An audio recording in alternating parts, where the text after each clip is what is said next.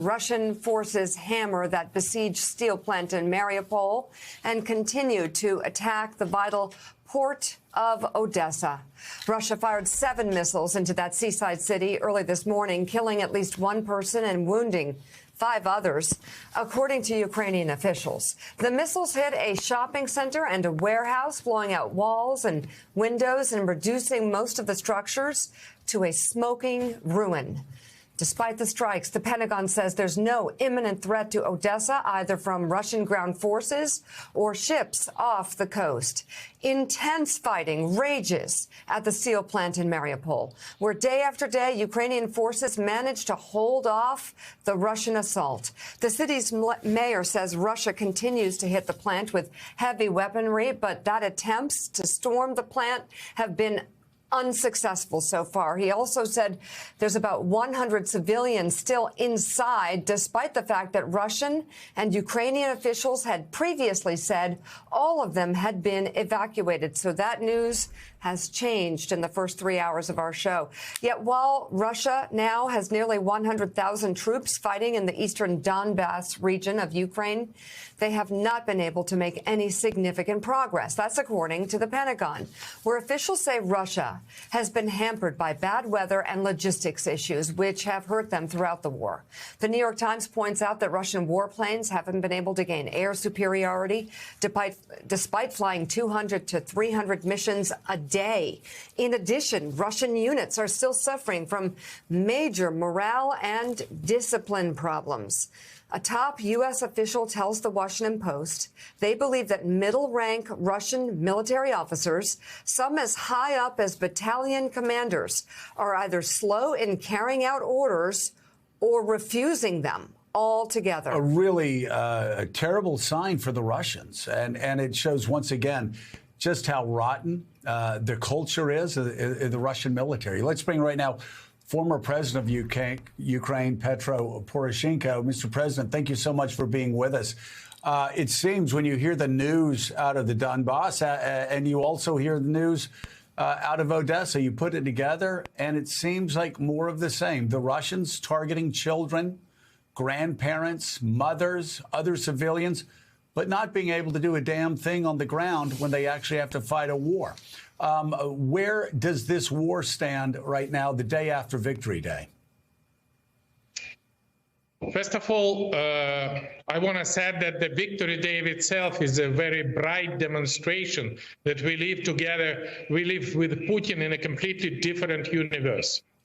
The Putin live in the universe with the when he fighting with the NATO, not anymore with Ukrainian battalion or not anymore with Ukrainian armed forces. And in our reality, NATO is created only for the defense purposes. The Putin is fighting on his own land, in his universe, and we are protecting and defending our soil, our children, our women, and our parents. And with that situation, definitely, we think that this is unacceptable even to analyze what Putin do. But we have a very positive things that, despite on the expectation of some experts, Putin do not declare neither mobilization, no change the special military operation to the war. Even he, with his crazy perception, understand that that would be absolutely cruel scenario of for the Russian people itself. And instead of the parade of victory, he has a march of defeat. He has absolutely weak speech, and with this situation, seeing that he has a very low moral level. With the situation what's going on now, Ukrainian forces killed more than 26,000 Russian soldiers. We are not giving them any, to demonstrate any progress, neither near Odessa. You know that we hit it already by our cruise missiles, several ships of Russian Navy. No, in the Mykolaiv, where I returned back just a couple days ago, and our battalion staying there on the border between Mykolaiv and Kherson region, not allow Putin to penetrate, to go further. And definitely, I'm proud that we ruined the Putin plan to capture the administrative border of Donetsk and Lugansk region and make a counterattack in Kharkiv region. So Ukrainian forces surprised the world. The Ukrainian people, of course, and the Ukrainian forces have shown remarkable courage. They are, as so many Ukrainians have said, they're not just fighting for Ukrainian freedom, but fighting for freedom of the West, fighting freedom of Western democracy.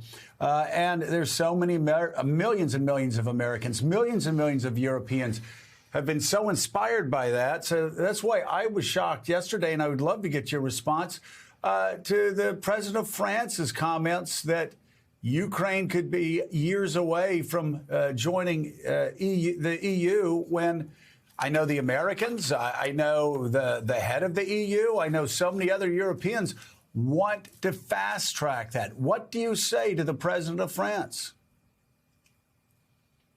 First of all, let me thank you for the historic decision which happening yesterday night, when President Biden, which I know very well, which we worked together for 5 years, when I created the new armed forces of Ukraine, signed the Land-Lease Act. Everything from nutrition to ammunition.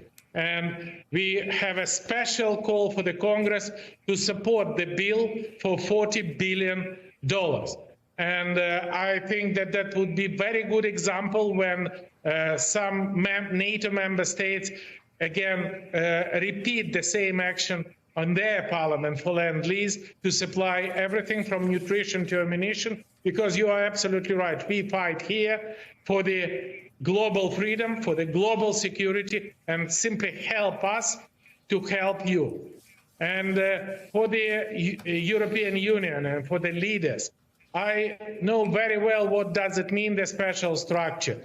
It is my signature behind the association agreement with the European Union for Ukraine, with a visa-free regime for Ukraine, with a deep and comprehensive free trade agreement for Ukraine. We don't need any transforming structure. I just want to remind year 2008, when United States support our future membership in NATO, and it was blocked in Bucharest summit of NATO. And if in 2008, we have a membership action plan for NATO, and if we will be a NATO member state in 2013, definitely it would be no aggression in Crimea, it would be no aggression in Donbass, it would be no full-fledged war. And please, do not repeat mistake of year 2008. Yeah.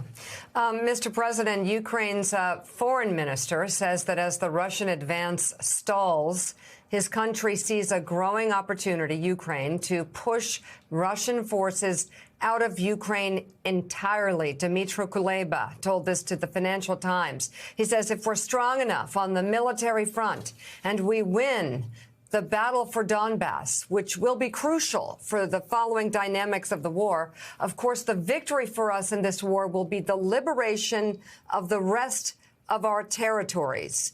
He also said Ukraine's success will depend in large part on whether the West will continue to supply heavy weaponry in a timely manner. So, number one, is the strategy, do you agree with the foreign minister, to push Russia completely out?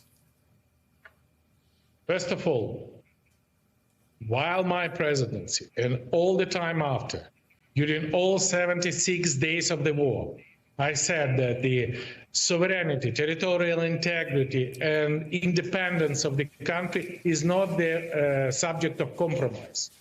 This is the same like somebody in the United States proposed to give to Russia Alaska, or to give from some European states their territory. This is definitely not a case. We cannot create the precedent when by force some crazy maniac can change the global borders of the post-war world. And we definitely want a peace.